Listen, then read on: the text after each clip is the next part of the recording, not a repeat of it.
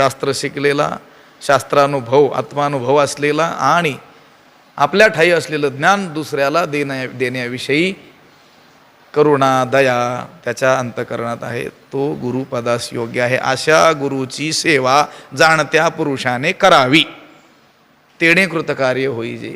त्याने तो शिष्य काय होईल? कृतार्थ होईल. नाहीतर मग आयुष्यभर ही सेवा केली तरी देखील ऐसियाची करिता सेवा काय सुख होय जीवा. तुकाराम महाराज म्हणतात, मुखी बोले ब्रह्मज्ञान, मनी धन आणि मान, ऐसियाची करिता सेवा काय सुख होय जीवा. किती स्पष्ट सांगितलंय तुकाराम महाराजांनी. त्याचा अर्थ सुद्धा करण्याची आवश्यकता नाही. मुखी बोले ब्रह्मज्ञान, मुखानं काय करतो? ब्रह्मज्ञान बोलतो, आणि मनामध्ये मात्र मनी धन आणि मान